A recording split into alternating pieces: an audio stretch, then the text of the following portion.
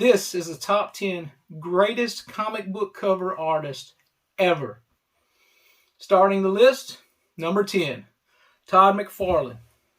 Todd McFarlane blew onto the scene in the 1980s to 1990s. He started with books like Spider-Man, Amazing Spider-Man, The Incredible Hulk, and moved on because of his distinctive style, his webbing that looked different than everybody in the world.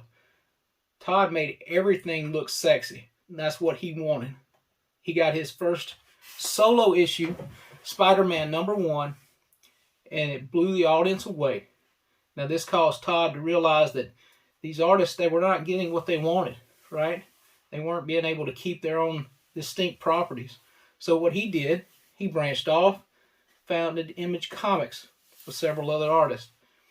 There he made Spawn a new title that took over the world and is still going strong to this day. Todd McFarlane's art stands far beyond the rest of the pack at his time. He is one of the greatest comic book artists of all time. Number 10 is Todd McFarlane.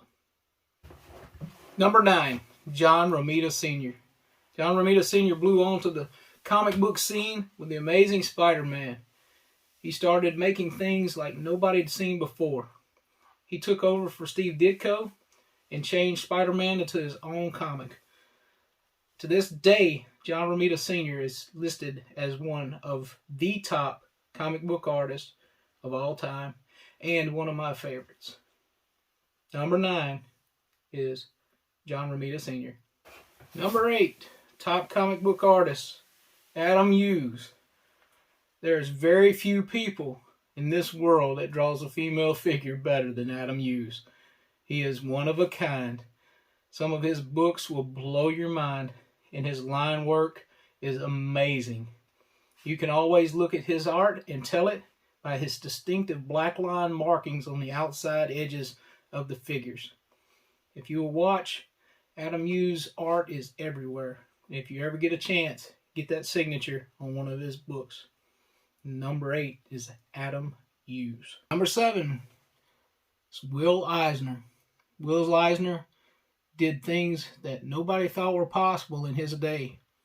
He brought out The Spirit and all kinds of other books that to this day are still talked about, and they can pull a pretty fair penny. So, Will Eisner, you are the man at number 7. Number 6, Alex Ross. What can you say about Alex Ross? Look at his paintings and his drawings, and just his simple line work is better than the rest.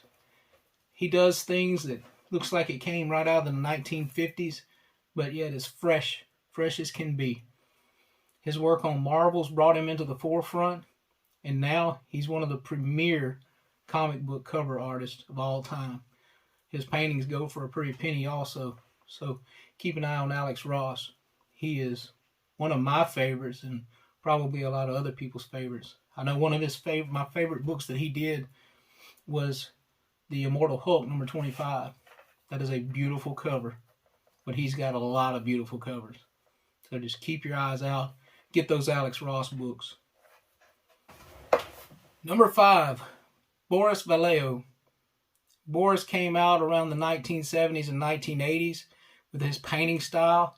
You've seen a lot of his work on a lot of movie covers, and even as far as Star Wars and Conan the Barbarian. You'll see he's actually has some Vampire Tales covers and a lot of horror covers and fantasy covers from the 1980s. Even some heavy metal rock covers that he did for albums. He also did a card series in the 90s that's still talked about to this day. Boris Vallejo's paintings are some of the best in the world and rival some of the best in the world. Number 5 is Boris Vallejo. Number 4 is Gabriel Del Toro. Gabriel's work is some of the best that you'll ever see. Just look at his Venom covers if you don't believe me. Some of those Venom covers are very well sought after, and his distinct signature is very well sought after also. Some of his books are just the best thing that you could think of. He has distinct artwork. You can tell his art from anywhere in the world, and just watch him when he draws a Spider-Man. Spider-Man is distinctive in his form. This man is one of the greatest artists that ever lived when it comes to covers. Number 4, Gabriel Del Toro. Number 3, one of my favorites ever, Bernie Wrightson, the creator of Swamp Thing, co-creator of Swamp Thing.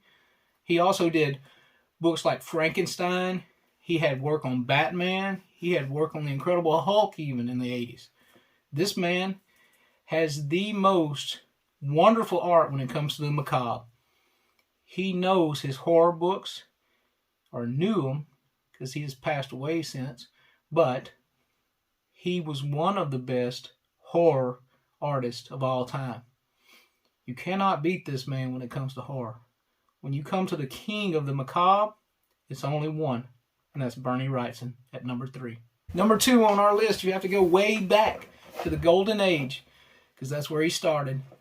He started doing a lot of war books, romance books, horror books. This is Matt Baker.